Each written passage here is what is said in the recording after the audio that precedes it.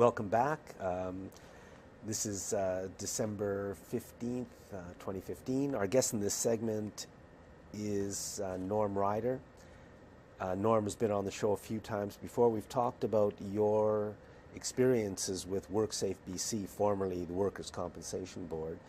You were injured at work and have fought a long fight, like many others have to, against an organization that's quite remarkable in what it is. So maybe you can just bring us up to date on what you've been through.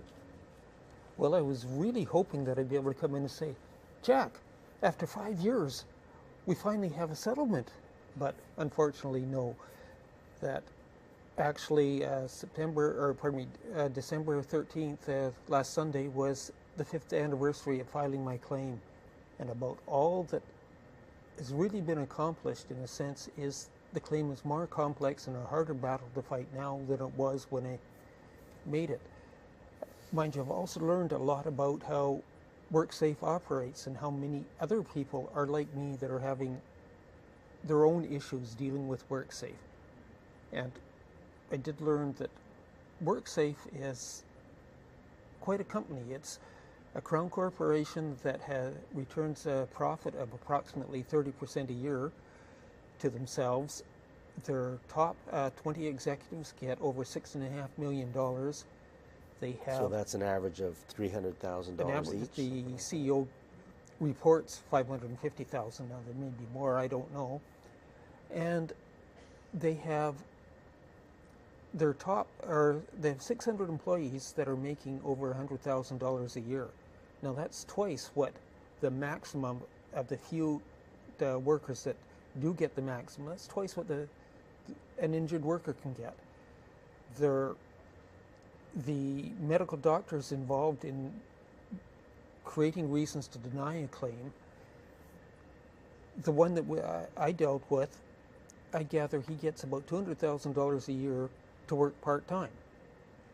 And you can't communicate with Worksafe. They just keep pulling back. I've tried sending emails, I've tried sending letters to them. Well, they take the letter and they file it, and that's it. Which is really one of the techniques that a lot of large companies and organizations are doing, is when you do write a letter into them, that if you're disagreeing with them, they just don't respond. Even if you've got the scientific facts to support the situation, you just hear nothing from them if you disagree with them. You're not allowed to. Now, if somebody is working construction and they get injured at work and break a leg, I have a feeling that WorkSafe is fine with that, for this person to be off work until they're back. But in things like long-term injuries... Well, I wouldn't even say they're necessarily good there. A friend of mine broke his ankle. It took over a year.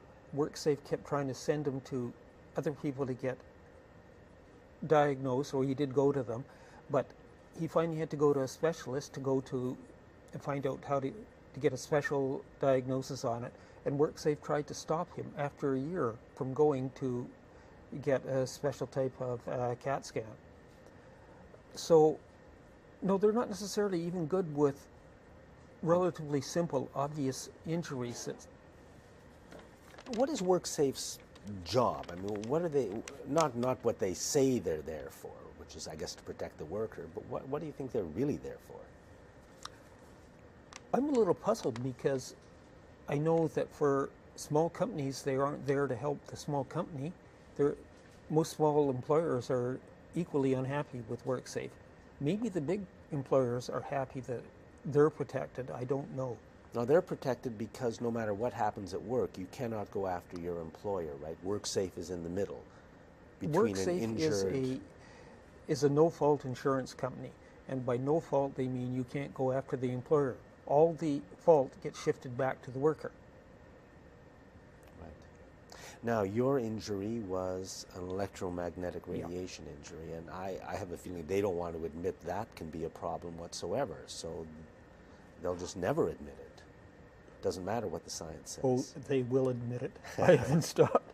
No, actually, I found that they don't even investigate electromagnetic injuries properly. That I know I've got several people that have contacted me, and their injuries are very close to the antenna, where there's a special way you have to measure the radiation in that area, and they don't measure it properly. They don't even acknowledge what they call near-field radiation, where the BC Centre for Disease Control says in the near-field radiation zone, the radiation pattern is very chaotic. You get massive spikes that just take you way over anything even reasonably close to safe.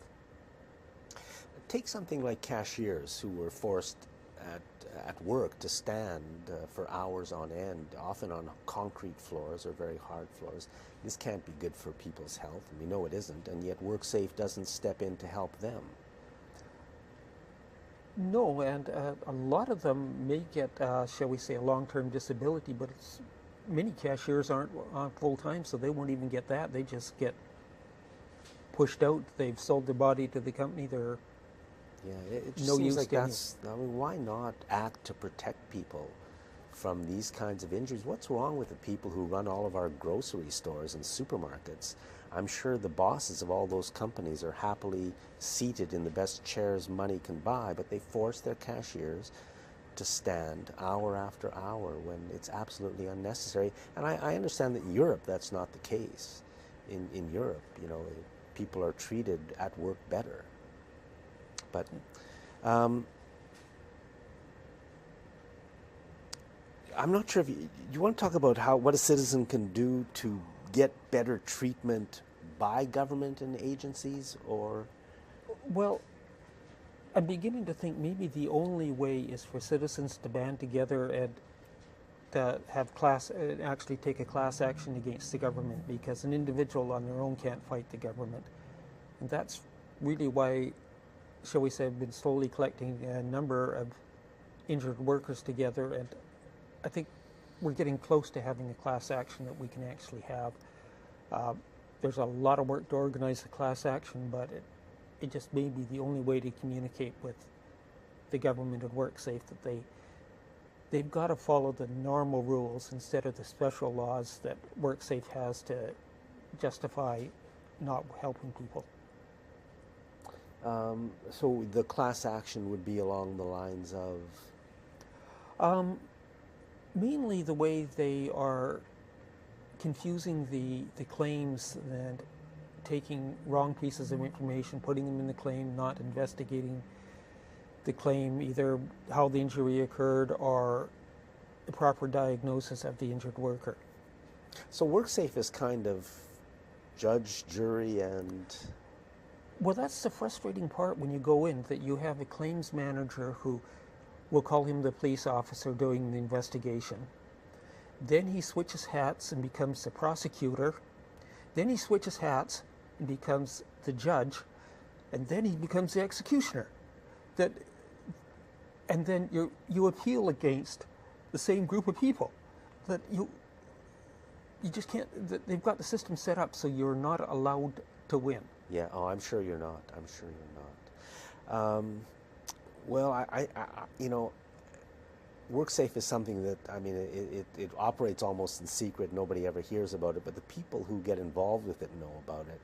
And really, you know, I think there should be just a public inquiry of what goes on there, and just shine a light on it and try to make it better. I mean, you listen to our politicians on television and radio, they just don't care.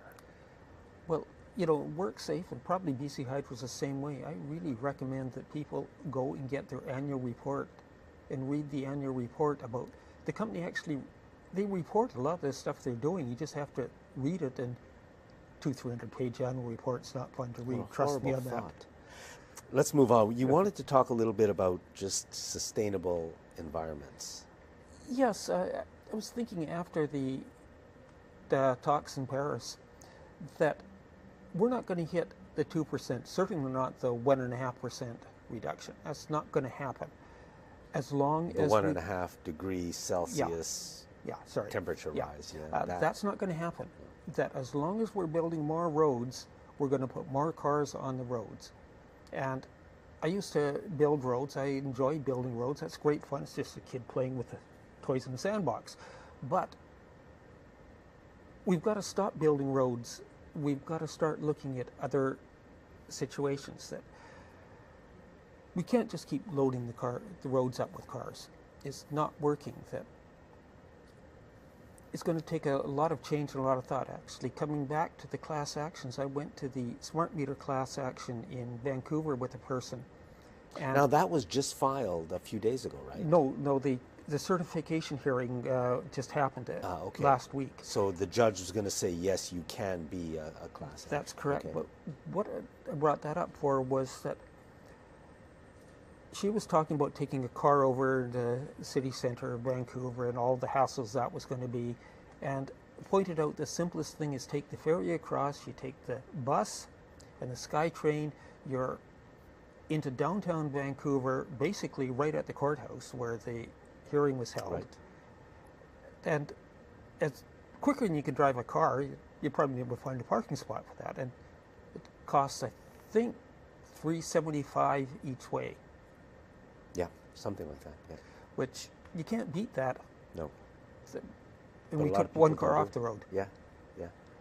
Yeah, well, we're going to have to take a lot of cars off the road. In terms of the climate change agreement in Paris, I don't know if anybody here is yet ready to actually have to stop driving their car because of that agreement. But that's what we have to do. If we can't do that, then everything else is just a joke, and we're destroying the future. Well, that's it. I mean, that's just one part of sustainable environment that we've got to start looking at a lot of these things. And if each of us do one thing a day to enhance the sustainable environment, we'd actually get a lot done. We're not going to make a big change, but one change a day for each person will start adding up. Okay, we're on our way. Yeah. Thank you, Norm. Okay, thank you. It's a pleasure. Thank you for watching this segment of Citizens Forum. And the next segment is going to be a video of a gentleman by the name of Jonathan Shapira, and talking about something I think you'll find very interesting. Thanks for watching.